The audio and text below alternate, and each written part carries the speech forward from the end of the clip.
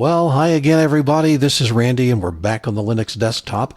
This is the 4th of July, 2020. We're all in the midst of the coronavirus, COVID-19 lockdowns, and we are definitely seeing an increase around the country of cases. So I'm staying in as much as I can, avoiding going out, wearing a mask if I do have to go out, which I do occasionally for doctor's appointments and such. But that's not the purpose of this.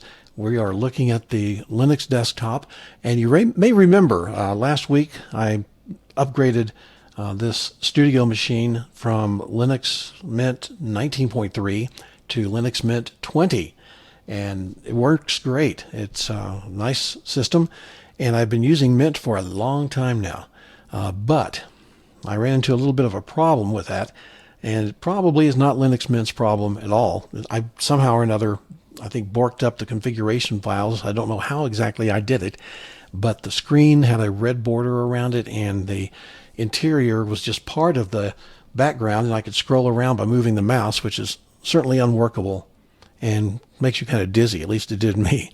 So I tried all sorts of things that I could think of to fix it, and it didn't work. And just so you know, I have my home partition, which holds my private files and all my configuration files. All my data that I create is in my home partition, which is separate on this machine from the rest of the system. So I don't format that when I install a new operating system on this. I leave that alone, and I can go right back into it by creating the same user ID and using the same password.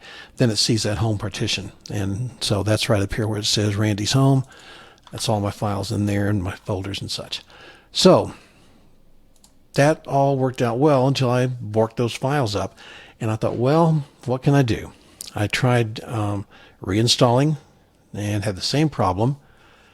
So I thought, well, let's try something different. I downloaded Ubuntu 20.04, which is the newest long-term release version of Ubuntu Linux, and that is actually what Mint is based on. So not much of a change under the hood. And last time I used Ubuntu was way back, years ago. I don't remember the date exactly, but it was a version called Hoary Hedgehog, Hoary Hedgehog.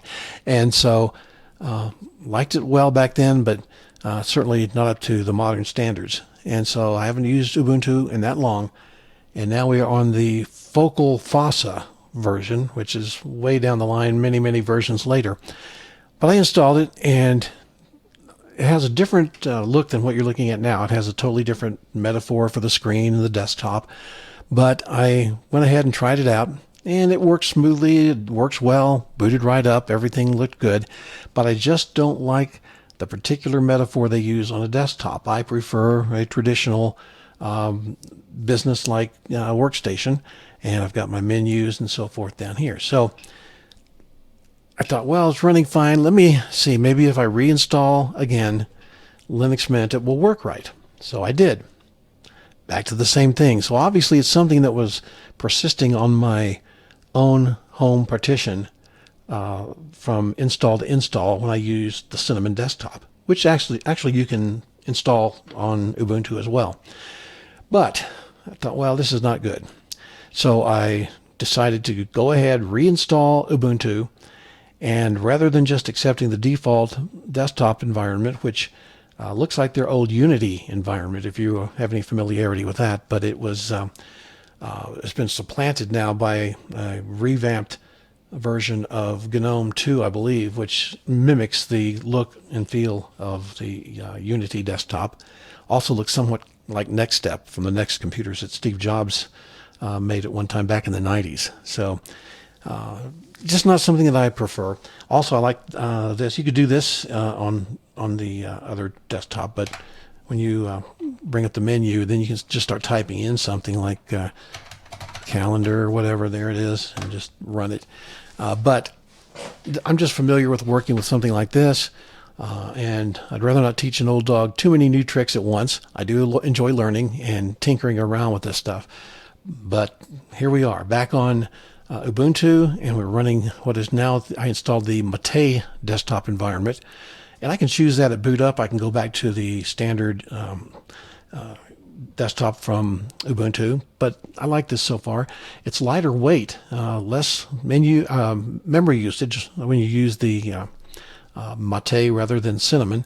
And so we're just going to play around with this for a while. I actually do like it. I tweaked the look and feel a little bit of it. You can see the, let me open something up here for you. Let's just, and I've got the dark theme going, by the way, here. But let's just open something and look at it here so we can get a feel for what it is. Let's see. Let's open the Chrome browser here. And looks very standard. Nothing that is too out of the ordinary. Down here in the bottom on this menu bar, you see that red 9. That's just a numlocks indicator, and got a caps lock indicator. It turns red also. But not anything you haven't seen before. Very, very standard stuff. And so we'll just close out of that. But I like these windows and the widgets on the top of them and so forth. Very easy to see. And I have fairly large icons, not really huge, but I have vision problems, and so it makes it easy to see when I make them a little bit larger than normal. And so what I want to show you today, though, on all this is something that is very necessary when you're running a system of any type, be it Windows, Mac, Linux of any sort. There are security features that come out, security upgrades, patches to your operating system, to your software, and those things happen somewhat regularly.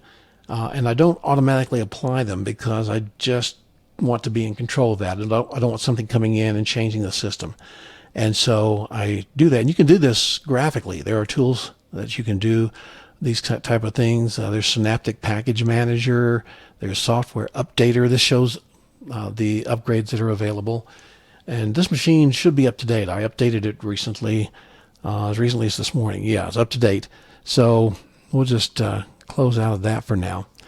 And that's a perfectly fine way of doing it. However, I find this much quicker and much simpler just to use the terminal. So let's open up terminal here.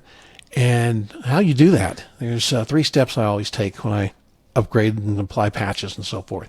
So you want to find out if there's anything available, and we just checked in the software upgrader. Nothing's there, but we'll just show this for demonstration purposes.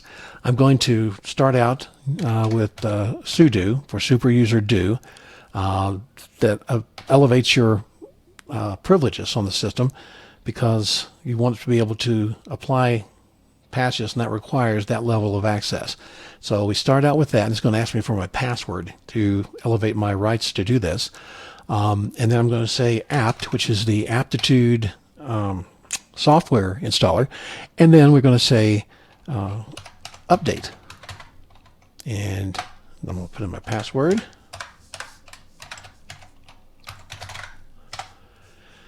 And it goes through all the repositories, looks at all the software that I have installed, and it sees if there's anything that needs to be added either to the operating system, to the desktop environment, to the software I have installed, and it has found none, of course. All packages are up to date.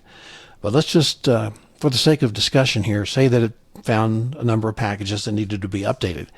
So here's what you do next. So I've updated, and I've checked now, and I say I came back with 4 packages, 5 packages that needed to be brought up to date.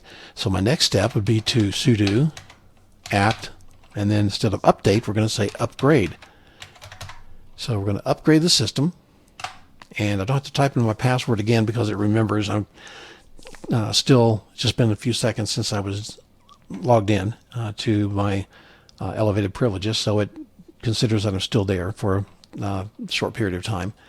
And then if it upgrades those, it'll tell you, and it'll download and install those. And then the last thing I do is I go in and do sudo apt and then auto remove. Now what that does is it looks at all your software that you have installed, and it says, okay, you've got some stragglers left over from earlier installs or things that don't get called upon anymore, things you want to clear off space on your hard drive. So this is what this does, auto remove.